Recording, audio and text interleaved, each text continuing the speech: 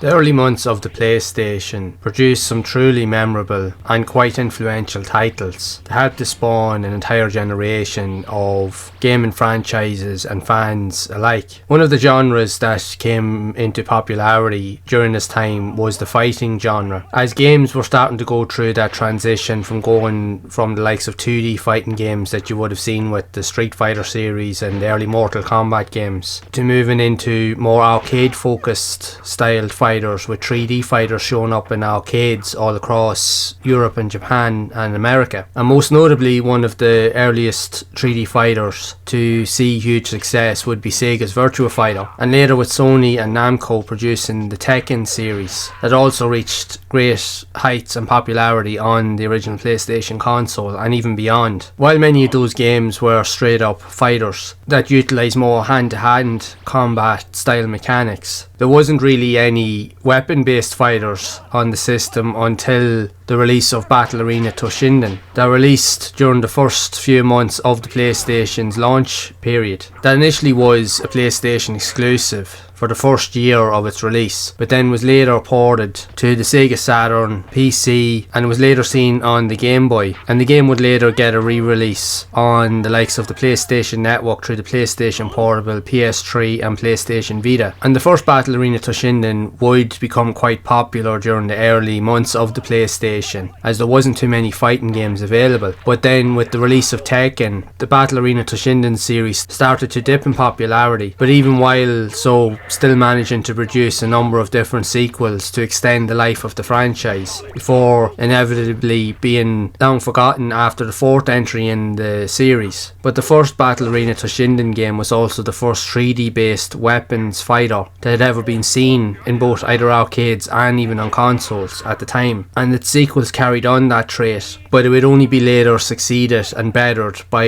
Namco's excellent Soul Edge or Soul Blade in other regions, that went on to become the Soul Calibur series, and is among some of the greatest fighting game series ever created. And while Battle Arena Toshinden did see some success on the early days of the PlayStation, the game would later get a port to the Sega Saturn with additional features that wasn't seen on the PlayStation release, to try and appeal to a variety of different types of audiences throughout the console's lifespan. For an early PlayStation release, it had really good graphics and visuals, with a really unique anime style for the characters and the effects that the game had to offer, where you had the selection of a number of different characters, each with their own movesets and characteristics and abilities that could suit a variety of different play styles throughout the course of your playthroughs. While it had some nice visuals and some unique gameplay aesthetics, the gameplay would be somewhat lacking, because compare it to the Tekken series, which came out not long after the first game came out. Tekken was a lot more fluent in terms of how it played. I have done a previous video on the first Tekken game. I'll leave a link down below in the description so that you can go and check it out. And the main grievances with Battle Arena Toshinden is, yes, it played quite well for a 3D fighter and was very fast paced, but the controls could be somewhat at times a little bit on the sluggish or unresponsive side, and it just felt clunky overall. But with the addition of being able to move around the environments within the 3D space also helped to add more depth to the gameplay, that you could avoid attacks. The problem with it was the fact that the camera, while you were avoiding attacks, would sometimes not be able to keep up with the character's movements, therefore the camera would be completely off. So if you were trying to attack someone, you would miss time the attack or completely miss them altogether, or the camera wouldn't follow the person around enough and it would completely throw you off as to exactly where you were on the map at any given time, and it left you open to attacks where your opponents could literally just obliterate you. And the difficulty curve of the game as well, like with a lot of those early fighters, was apparent in this game just as much, as there was no real room for error and there was no real basic entry point for most players to get involved with the game, as even on the easier difficulties it would still be quite difficult to understand what to do and to defeat opponents, especially the further you got into the game, because the computer generated opponents at a lot of the times would block most of your attacks and they would usually just spam the same move over and over again, which caused a lot of frustration. So it would actually cause a lot of gamers to move on to other types of games, and it was apparent with the later entries in the series as well, because of a lot of these clunky traits, that even with the sequels they did try to improve on it and they did to some degree, but never really reached the full potential that many other popular fighting series managed to achieve on the PlayStation. Because by the time games like of the Tekken series, Tekken 2, Tekken 3, even Soul Calibur and a number of other fighting games that come out in the PlayStation, the Battle Arena Toshinden series had started to die down and become less popular as a result. While at the same time, when you look back, even though it may not have been as popular, it still does have quite a cult following. There are a number of websites and fan pages and blogs online that cater to the love of the game series. And while it wasn't perfect, it definitely started